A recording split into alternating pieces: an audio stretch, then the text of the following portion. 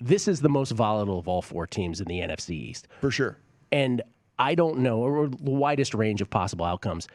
We had Jalen Hurts' version at Alabama, a run-first quarterback. Then we saw a different version of Jalen Hurts at Oklahoma. And then we saw Jalen Hurts in 6 games with the Eagles. And sometimes we think, oh, man, this might be something. And other times, maybe not. So I don't know where you stand on him. That's going to be the real big question here. I mean, listen, so they did bring in Joe Flacco as kind of a last ditch if they start the season 0-6 or something, or you can at least throw Flacco in there, and hope that he can get something done. And by the way, Nick Mullins as well, right? Which is not negligible. Anthony Harris was one of the most coveted safeties out there in free agency, and he was signed here for this Eagles team. They also signed linebacker Eric Wilson. A guy had 122 combined tackles last year, 3 sacks, 3 interceptions. So a really good linebacker as well. Of course, they drafted Devontae Smith, which is, everybody knows, that was the position that everybody had them pegged for. They needed a wide receiver. They needed some more help on the offensive side of the ball.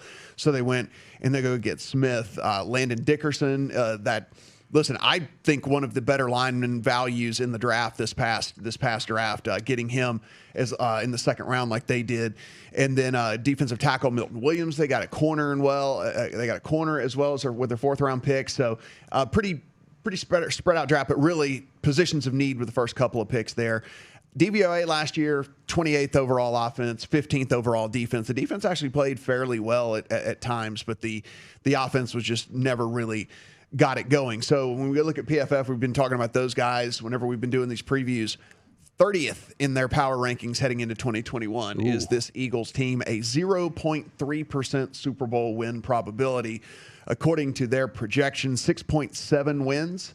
According to their projection system, which basically has them about 50-50 on their win total for the season. So only Jacksonville and Houston are worse, I'm guessing? Yeah. Wow. Yeah. Wow, that's interesting. Yeah. But that being said, one of the things that they did say, and this is something I think that we're kind of saying as well with this Eagles team, is but their range of outcomes is very wide, right? So you talk about all those sacks, Danielle, that they gave up last year. Well, they're going to actually enter this season with kind of like, 16th, 17th rated offensive line going in, because they get a former first-round pick and Andre Dillard back, who missed all of last year. He'll still need to earn a starting spot, but again, they spent a first-round pick on this guy who missed all of last year, didn't play. They still have Lane Johnson. They still have Jason Kelsey. They get Brandon Brooks back, who missed all of last year as well. So there's actually big potential for this offensive line to be one of the better ones in the league if these guys actually come back fully healthy.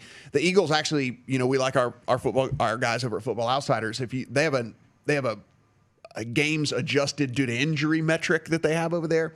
And the Eagles actually had the second most adjusted losses due to injury because they never had a cohesive offensive line unit, had tons of injuries on the wide receiver, as we just talked about, Travis Fulgham led them in receiving yards last year. Had no healthy receivers all year long, of course, and all that. So they lost a lot of games too, just because of being completely injured on there. The defensive line is actually one of the better defensive lines in the league and continues to be one of the better defensive lines in the league. The PFF says they're probably going to be about the 5th rated defensive line heading into the season this year, because they were, if you look, Fletcher Cox, Brandon Graham, 2 of those guys, 2 guys that have been doing it for nearly a decade now and have not really shown any signs of slowing down. And so when you kind of look at under the hood there from that defensive line, they were one of just 2 teams in the entire league that had a pressure rate above 40% without using a blitz. So like that they were getting to the quarterback nearly every other time without having to blitz. And so that's so incredibly huge, because you can leave guys in coverage, right? And you can still if you can just run your defensive lineman at the quarterbacks like this. And so, if the offensive line comes back healthy, if this defensive line continues to perform like they have, they again brought in a safety, they drafted a corner, they brought in a linebacker, so they're trying to fix the back end of the defense as well. There is an opportunity here for this Eagles team, like we keep saying. Again, I think a lot of that will be on Jalen Hurts, and there won't be a ton of excuses for him either, right? I mean, you got Miles Sanders in the backfield. You got Jalen Reagor, who obviously they overdrafted him, because if they didn't if they would have drafted him in the appropriate place or drafted a receiver, they took him over Justin Jefferson. We might remind everyone. Mm-hmm. Yeah. He was like the 21st pick in the draft or something like that off the top of my head. So they went with Rager over Jefferson, who obviously Jefferson ended up setting rookie records at the wide receiver position. That was the year they supposedly overdrafted both he and Jalen Hurts. Yeah. And you overdraft Rager, which means you have to come back the very next season and take a first-round wide receiver yet again. That said, I don't think anyone – I mean, I think we're higher on Devonta Smith than most of the other people out there because we're like, look at the eyes. Did you not see that? Like, we get it. He's small, but he catches the ball and he runs fast and he makes people miss. I mean, I do think the He's small. Yeah, I know. He's not even that small. That's what everyone kept saying. It's like everyone like, he weighs 175 pounds, and it's like, okay. I kept saying that thing. I was like, if I could have transported us, from championship night or for draft day back to championship night and told us on championship night, hey, by the way, he's not going to go that high. We'd be like, what? The point about the injuries is so great. I think this applies to handicapping across the board, whatever the sport. There are, again, I think we see with our eyes every game better than analytics do. Analytics see every game better than a human being does. And so in any sport, there are things that we don't process necessarily. Your Tua Tagovailoa point, where he had the least separation of his receivers from defenders. That is something that we can't pick up watching a game, but that those who are paid to chart this stuff and to log it do. And so I think you can't assess the Dolphins without knowing that key detail.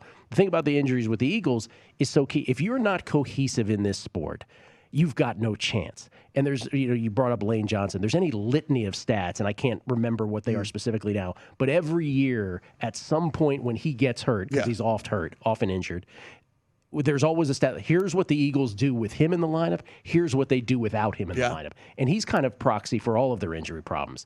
And so, I mean, I'm with you. They could really have a bad season. It would not surprise me to see them flirt with 900, with 500, and even get themselves. You can't get 500 now unless you have a tie with a 17-game season, but even get a tick above it.